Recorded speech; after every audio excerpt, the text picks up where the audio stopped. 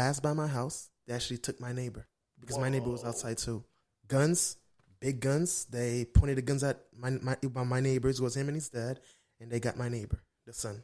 They took the son and left the dad. Yeah. I'm guessing for ransom and things like that. Yeah, for ransom.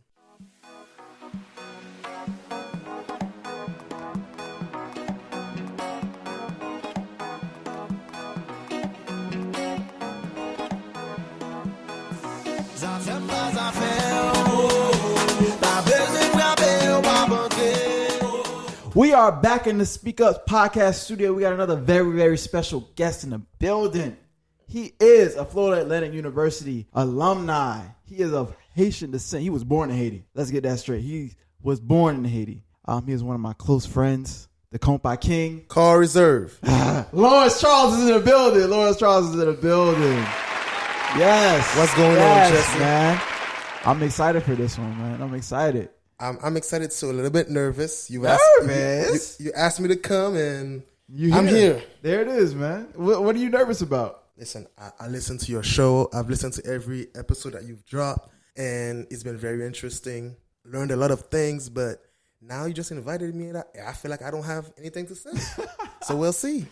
But the thing about it is, man, everybody has a story. Everybody has a life. Nobody's life is the same. We all have ups and downs. So you can learn something from everybody. All right, let's go. Let's do it. So it's not like you have to be on this one thing or you have to be doing something. You know, everybody has a journey. You feel me? So it doesn't have to be crazy. You called me the Compa King. The Compa King.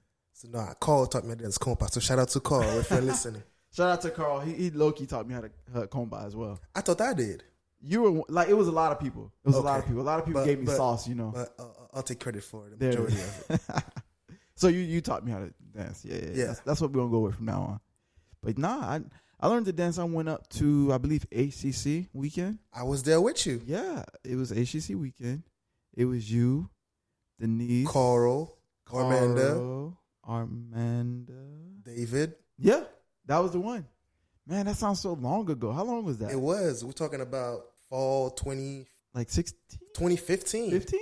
Yeah. That's been a while, man. Yeah, it has. A lot has changed in that time. I know how to dance a little bit better now. I would say that for sure. You're better than me. No. But, you know, I do my thing. The Haitian culture is just amazing, man. I low-key just fell in love with it. Like, I don't know. Like, it's different. And you guys have a unity that, like, Black Americans just don't have. And maybe it's because you guys are so different from just American culture to where you guys kind of have to stick together. You know what I mean? What do you think? Why do you think you guys are so close together? Surprisingly, when I came to this country, my parents told me, I'm going to come to the United States, stay away from the Zones. Stay away from the Haitians. What? Why? I'm going to guess because the area that I started living in when I came, it was 183rd and 2nd Avenue Northwest. We're talking about those huge apartments in the hood and that's in Miami, North Miami Beach area. North Miami, okay. So yeah, it was a very poor area. Before I got there, my mom was living there by herself, 1-bedroom apartment. And once I moved here, I moved here in a hurry. My dad did not want me to stay in Haiti anymore. And he was like, hey, pack all your stuff. You're going to join your mom in the United States. Take your ass to America. Yep. Got in trouble in Haiti. Took my behind to America. Man, just that fast. What was like your idea or perception of America before you got here? My perception was 24-hour electricity, fast internet, no violence, no kidnappings. I almost got kidnapped twice where I living in Haiti. In Haiti? Yeah. Once when I was in the 4th grade and the other one when I was in the 6th grade. Wait a second. Yeah. So when you say kidnap, like you were walking and then somebody tried to throw you in a car or like? So the first time it was, usually my dad worked 3 blocks away from my school. Okay. Every day, 2 p.m. on the dot, my dad would pick me up from school. That day, there was some political instability. Something was going on in the area. My dad did not pick me up. And think about it. From 1st grade till that point in 4th grade, my dad picked me up every single day at 2 o'clock. Right. And there was that one day my dad was not there. It was maybe 3:30. No cell phone, no access, no phones in the school to call and figure out what's going on. You just had to sit there and wait. So this person comes up to me and he has like a little picture of very bad. It's a picture, but you can't really see whose face it is. And he says, "Your dad gave me this picture to come pick you up, so I could take you to his office." And I trusted that. I trusted that person. Oh, my dad sent someone to pick me up. On my way out of the school with him, he's holding my hand. We're walking, and then I ask him, "So where's my dad? Where's my dad's job? Where is it? What's the location?" And he said, "Oh, your dad's office is in some place in Haiti called an area called La Plaine, which was about, I'd say, 20 miles away from my school." And I was like, "Oh no!" In my head, I'm like, "Oh no, it's happening." So it's because you've heard of this before you actually got kidnapped. You heard of it before? I've had my friends kidnapped. Like, wow. Like the school that I went to was a affluent school. Okay. It was very hard to get into, so we'd be the target, especially in that area of Port-au-Prince. And I'm like, "Oh no, it's happening." So, and because it was rush hour, there's hundreds of people in the streets. So while walking, rubbing against other people, touching other people, and so I escaped. He let go of my hand, and I ran back inside the school. This was the first time. This was the first time. So okay, after that, like I'm guessing your dad came and picked you up. Yes. What was like going through your head? Like, I did not want to tell him. Wow. Okay. Because my parents had warned me about every scenario, and they almost got me. So, yeah. Did you tell him? Someone at the school told him. Because when I ran back, I was in tears crying. And then a security guard at the school told him, "Oh, this almost happened." Because once the guy let go of me, he actually came back to try to get me. And then I was like, no, it's not happening. And then that's when security told him, "Hey, you had to leave," and stuff like that. "You can't stay here." But yeah, that was the first time. That was just the first time. First time. When I got home, my dad gave me an ass whooping. He gave you an ass whooping for running away from the person? Yeah, because that's according brave. to him, I should have known better. But now, you did. You low-key figured it out. I don't know. Yeah. It is what it is. So that was the first time. What happened the second time? The second time, it was late at night with my friends. And how old were you right now? I was in the 6th grade. Okay. And they actually kidnapped somebody else. Wow. So it was right in front of my house. There's two people. They're pushing a pickup truck. It's like in Haiti, we have those things called camionette. It's like a pickup truck. They like build some type of thing on the back of it. They could sit about 20 people if they wanted to, type stuff. So they turn it into like a taxi transportation. Like a bus. Right. So they were pushing that truck like as if the truck was not working. So two people, one person is at the wheel pushing and the other person is in the back of the truck pushing. I saw them coming. Okay, two people are pushing a truck. And I was outside my house just playing with a tennis ball by myself. As they got closer, something told me just, you know what, just go inside the house. So I went inside the house. Once they passed by my house, they actually took my neighbor because my neighbor was outside too. Guns, big guns. They pointed the guns at my neighbors. It was him and his dad, and they got my neighbor, the son. They took the son and left the dad. Yeah. I'm guessing for ransom and things like that. Yeah, for ransom. Why didn't they just get the money then? That's weird. Because they had to know. Fear. They had to go and negotiate. Okay. And as soon as I saw them throw my neighbor in the back of the pickup truck, start the truck, and drive away. What the fuck? Yeah. Man, so when did you move to America? What age did you leave?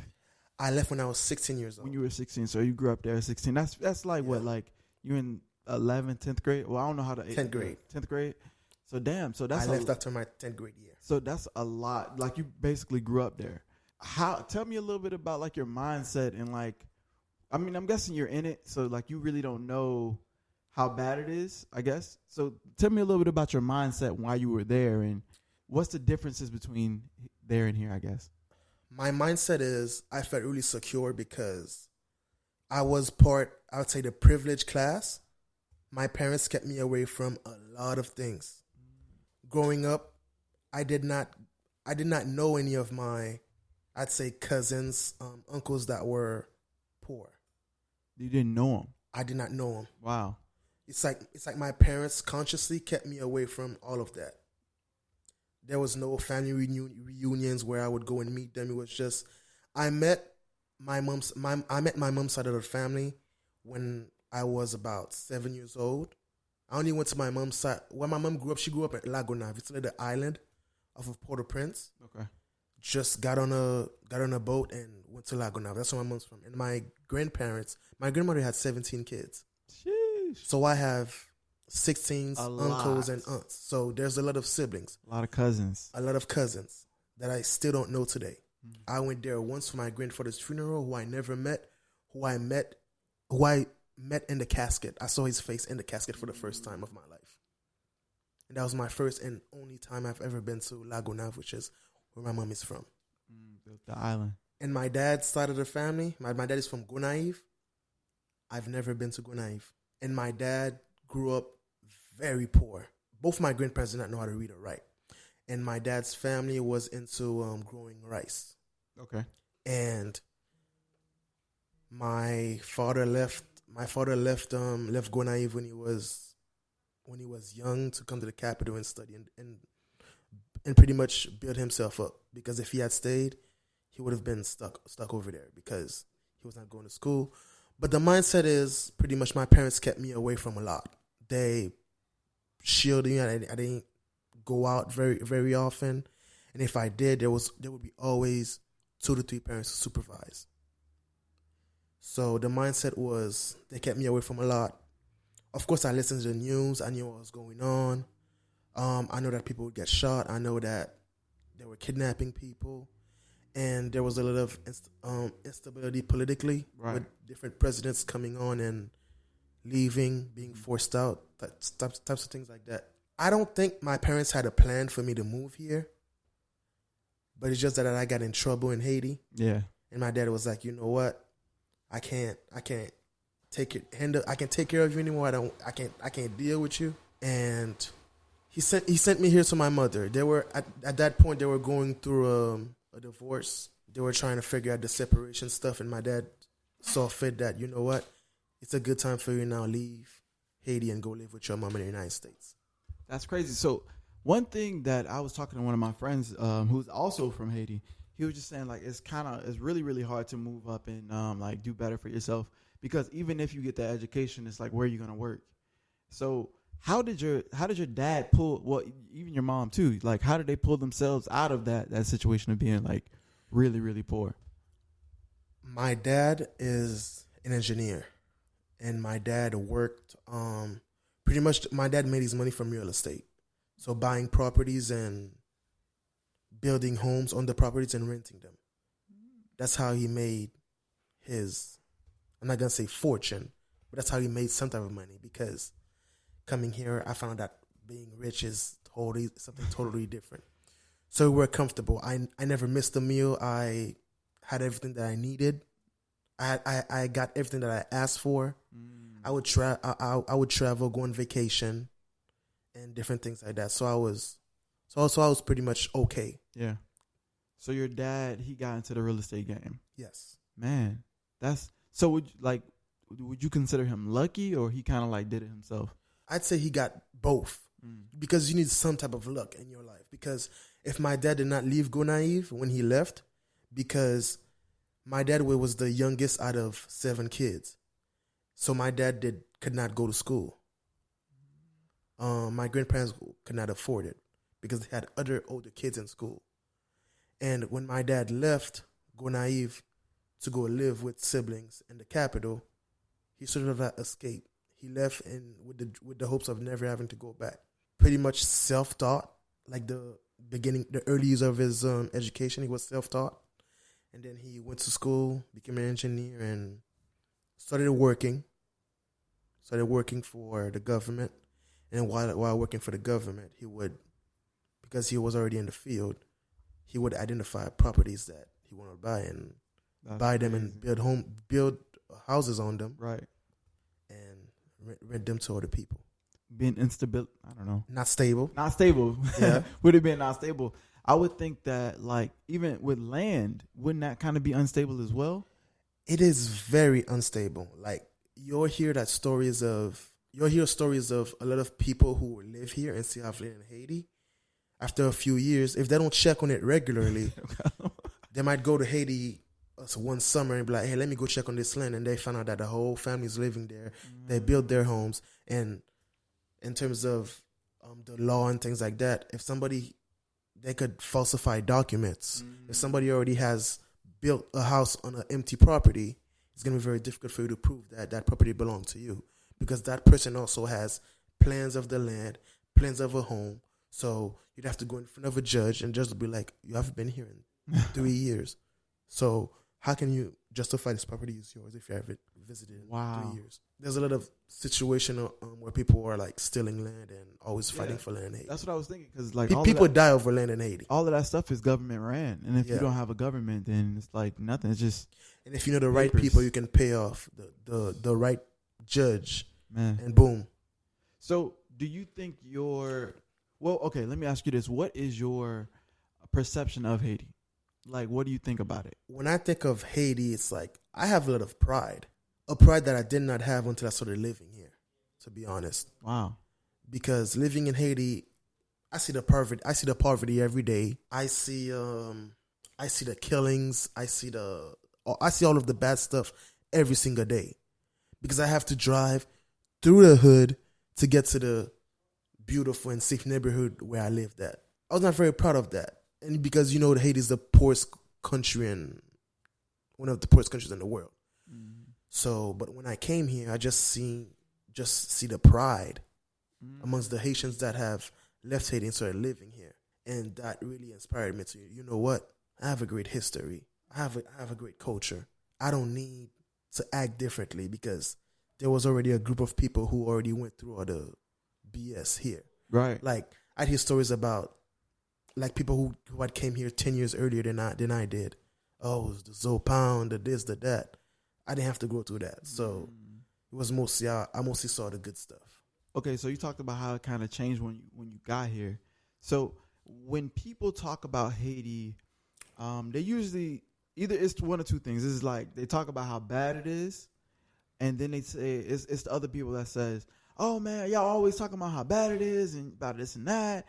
And actually Haiti's a very beautiful place and things like that. So, and I understand Haiti's a big place. It's not one thing. It's different places, right? But what would you tell a tourist going there? Like, what would you say to him? To be honest, I wouldn't say anything because I know the tourist is gonna stay at an American hotel in Haiti, an American Rand hotel, Best Western or the Marriott. I know this person is probably paying for excursion where they go to all the beautiful places, the beautiful lakes, and I wouldn't tell that person anything. The only thing I would tell that person is like, open your eyes. As soon as you leave the airport, just look around, because once you land in Haiti, you walk outside the airport, you're gonna see a group of kids, pregnant women, with their hands out. Oh, help me out. I haven't eaten. Oh, I'm sleeping in the streets. Oh, I have no clothes. You see them barefoot, but guess what? You're going to get into a bus that's going to take you to the resort where you're staying at. So I'll tell that person, open your eyes and see and look around. Because that person, as you can see, I'm the person like talking about the bad part of Haiti. You never see that person take a picture of that part. They're going to get to the resort, take a picture in front of the resort. Hey, I'm at the Marriott. Pull up type stuff. So, yeah. That's okay. So it's just a reality. Like you're more on the realistic part. Yeah. You're on the realistic side where you've lived through it. And I remember, I forget when you told me this, but you were saying all the Haitians that say, oh, they want to go back and live in Haiti, they usually never really were in Haiti and really lived there and went through the things. It's usually people who were born in America or maybe spent their earlier years in Haiti. Why do you think that is? I'd say it's because I always tell people that moved to this country from Haiti, I always tell them, if you don't remember how bad Haiti was, just go ask your parents, because there's a reason why they left. they're here. So there's a reason why they left. So you could go ask them why. Go ask them why they left, and they'll tell you the stories of them being afraid, them being scared that they might be killed, people coming into their homes 2-3 o'clock in the morning with guns pointed. Oh, give me this, give me all your jewelry, give me all your money. Like at night in Haiti, before, even though I lived in a good neighborhood, before I went to sleep, we had to lock 3 doors before locking the main door in our house, for our homes. Yeah, that's what I hear about it too. One of my friends, he says like whenever he goes back to Haiti, because he does go frequently, he says they have to like live on this mountain, and then around the mountain is like a stone wall with guards, and like it's crazy. Multiple dogs. Mm-hmm. Yeah, it's serious, man. But you moved to America. What is your idea of well, not your idea, but when you get to America, how was your initial experiences and like just staying here and like becoming an American essentially? It was horrible. Really? Yeah, because I left a very comfortable lifestyle, my own bed, big house, multiple maids. I moved in with my mom into a 1-bedroom apartment, and I was sleeping on the couch in the living room. Very small apartment. My mom did not want me to go outside because my mom did not want me to play with the quote-unquote hood kids. But I've forgiven her about that. I know better now. And then 6 months later, the earthquake happened. Wow. I moved in July of 2009. The earthquake was January 12, 2010. I have 2 cousins who moved in with us from Haiti. So 4 people in a 1-bedroom apartment. Yeah. 3 people sleeping in the living room. But it sounds like you were hella lucky though, because you could have went through that earthquake. I could have, and the home that I grew up in collapsed. Man. Yeah. My dad was on the first floor. Everything fell on him, and they had to pull him out of the rubbles. So it's like pretty much everything in your life happened like it was supposed to, and you moved to America when you were supposed, like exactly when you were supposed to. And at the time, you're probably mad as hell. I was mad as hell. Like, what the fuck am I doing here? Sleeping on this couch? Like, what is going on? God, why am I here? Mom living paycheck to paycheck. Yeah. But then this earthquake happens. Yes. Kills, I don't even know how many people. Like, hundreds of thousands. Hundreds of thousands of people. Yes. But you're here. I mean, you're not in the best situation, but you're alive, though. Yes, I'm alive. Wow. And I'm still pissed and ungrateful. Still pissed and ungrateful. Yeah. Come on, because man. now I'm living with 2 cousins that I barely knew in Haiti. But you're alive, though. And I'm telling you, I see what you're saying. I was a spoiled kid. I see what you're saying because, I mean, you're still in a tough situation. So yeah. I get what you're saying. Man, okay. So that happens. Your cousins move in.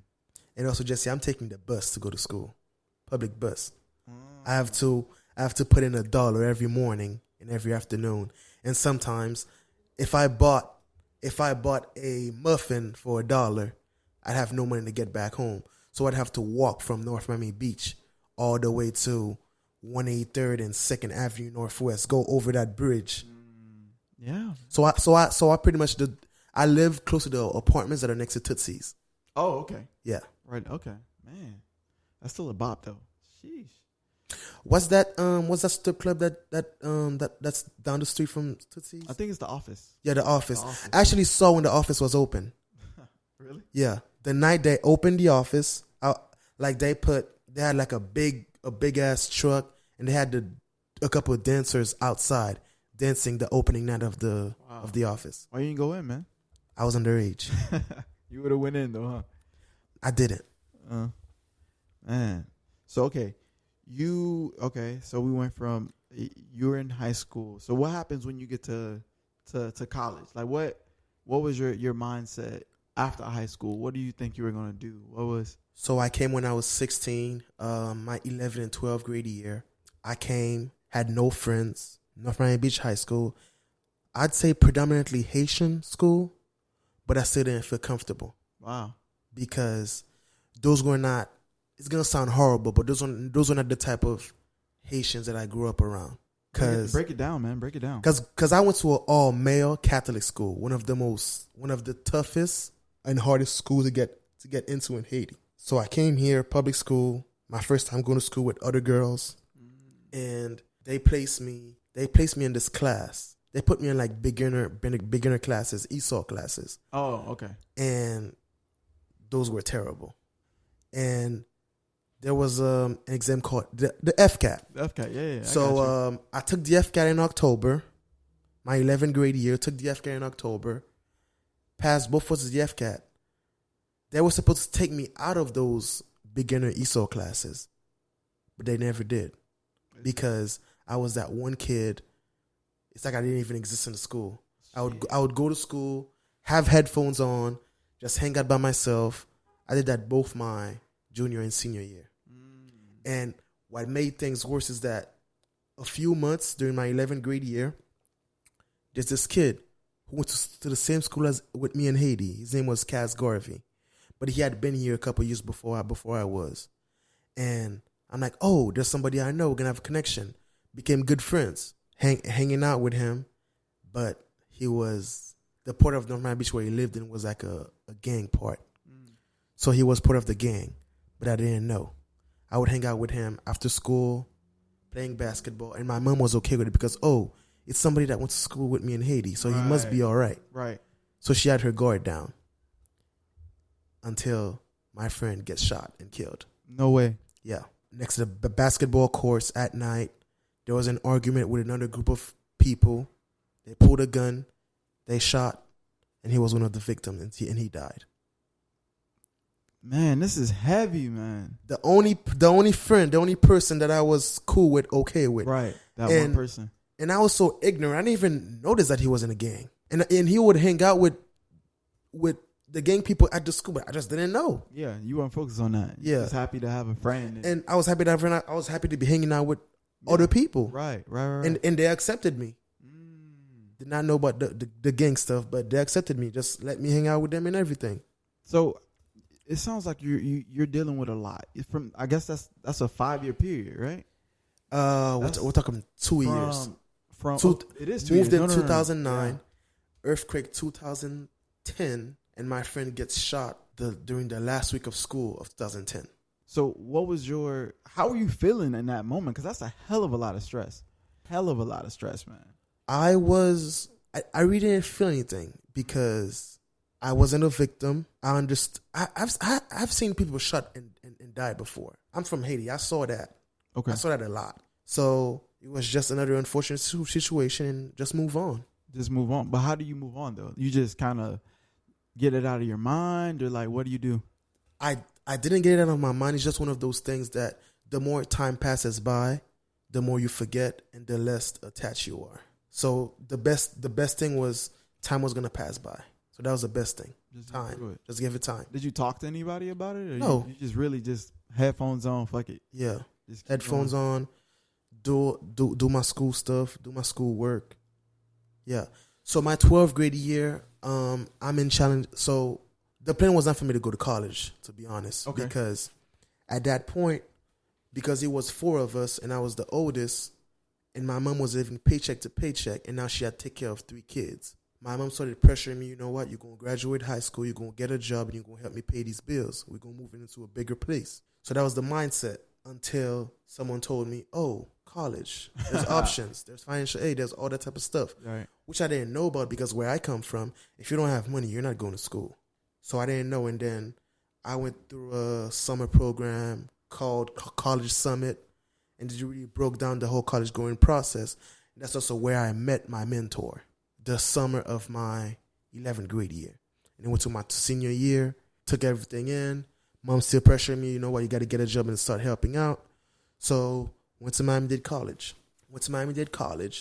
Did 2 years at Miami-Dade. At the end of my 2 years, I took a break. I took a year break because I really wanted to save money and buy a house. And worked for about a year and a half, saved money for the down payment. And there was a lot of government program that were helping you purchase home and things like that. Nice. Linked up with a couple of those people. They really helped us out. And that's when I was able to buy a house in where I live right now. Man. And that's when I chose to go to FAU. And I started, we purchased the house in August of 2015. And I applied for FAU during that same summer. I started in January of 20. No, but I started in the next spring in January. Boom, boom, boom, boom, boom. That's what it sounds like. That's when I met you. Yeah, that's when you met me. Yeah. In school, man. FAU, go Owls. Yeah. And we actually met through, I forgot exactly how we met, but I know I introduced you to KK. I remember that specifically. Yes, you introduced me to KK, but we met because Yo. Yeah. Yeah. We met at a party. Oh, we met at a party. Oil spill. Yeah. Don't do that no more. No. Oil spills. Okay. Moving on. So you met you ran into KK. What was KK to you? Like what was that in your mind?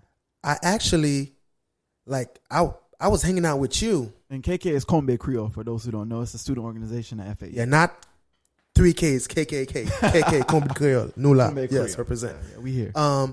But I didn't want, because after class, we would just hang out in your room. Mm-hmm. And then that was the first week of school. And then the second week of school, that was KK's first meeting. And you're like, oh, you know what? Hey, there's a... You have to come to this. Bro, come on now. Your people are right there. There's a Haitian club right there. Yeah. Just come.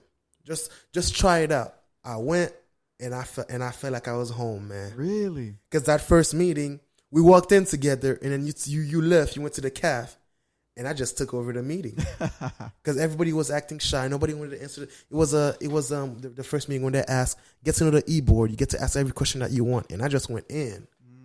That's beautiful. And the e-board had a couple of cute people in there. I'm not gonna name any names because I don't know them, but I'm like, oh my God, yeah. Let me get to know that person. These Haitian women, man. I got me one. Yes, you did. Got me one, and I still don't.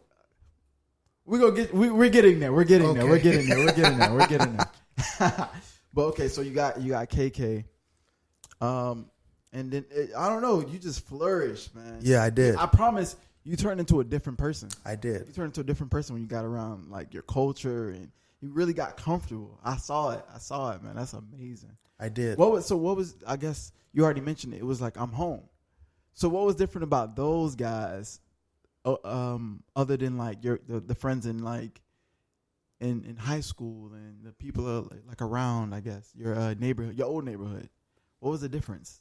What was different is that I did not have the hood mindset.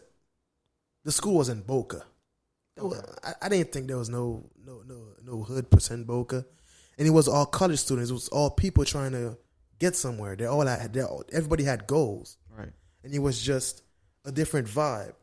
There was nobody walking around with golds in their mouth. There was nobody with guns in their pockets. There was none of that, and that's what I was used to seeing within that small Haitian community in North Miami Beach.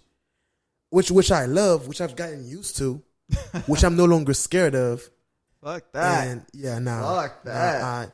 If I could move back to North Miami Beach, I would. Really? I just love my community. Wow, it seems like you have to leave a place to really enjoy it. Appreciate it. That's crazy. I'm seeing that. That's exactly what my life has been. Man, just leaving places and appreciating what I left. Man, that's crazy. So.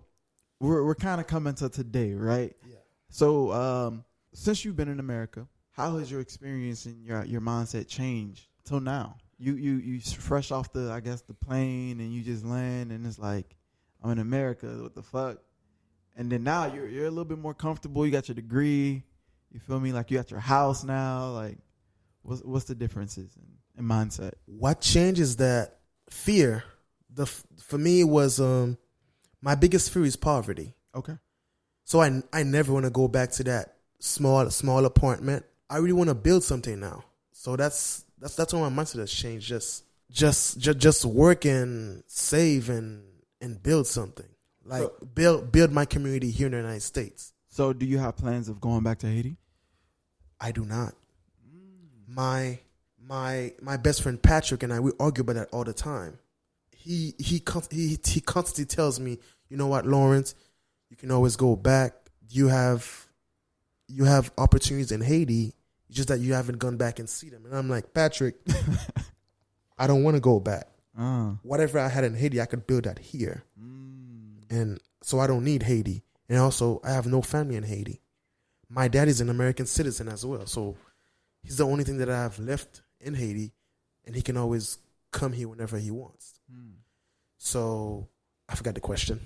your mindset, how it changed. Yeah, my mindset didn't really, I want to say change, is just that now I have goals. Okay. I have milestones that I want to hit. I know I want to be comfortable, and I'm working every day towards those goals. And I'm really passionate about learning new things, learning things in my field of work, because those are like I got majoring in business. So it was pretty much just learning new things. Okay. You have a hell of a journey, man. I know that now for sure. I didn't even know about the 2 kidnappings and stuff, man. That's crazy. Yeah. You've had a hell of a journey, man. So looking back on your journey, let's say I'll even do when you got to America, when you were 16. What would be that one advice you would give to yourself that would kind of help you out and have you expand a little bit more and have a little bit better life, I guess? It's going to sound cliche because your other guests have said it on the podcast. Really? Be patient. Be patient. Patience. Huh. Be patient and have faith that your discipline, your education is going to take you somewhere. It's going to put you around just have faith that discipline, education is going to put you around people that are going to uplift you. So that'll be my advice. Have patience, man. Yeah. I love it. So to my listeners, if somebody is going through something and wants to level up and get to that next level and has a goal that they're trying to accomplish, what would be your advice to them? I know you said patience. Would you tell them something else? So the question is, what would be my advice to somebody trying to get to the next level? One of the things that I regret I didn't do when I was younger was read. I had access to a lot of resources and I didn't take advantage of them. So if there's something that I would tell my younger self is to read more. So that would be my advice. Read and learn the environment that you're in. Get to know, because like something as simple as when you're in college trying to find more scholarship money, more grants. All you gotta do is talk to people, read the guidelines online, talk, read, and execute. So learn. Surround yourself with people that are going to uplift you. Right. That would be my advice. Surround yourself with people that are going to uplift you and help you get to where you want to be. Man, I've learned a lot. I know that the listeners are going to learn a lot from this as well, especially those of Haitian descent and those people maybe not comfortable where they are right now. And I feel like it's definitely going to add value to them, man. And I want to thank you for doing the podcast, man. I've learned a lot about you. Man, this was great, man. I was nervous about doing it, but you went for it, man. Yeah, you definitely we did it. We did it. We're here. We did it, and I want to thank you for speaking up.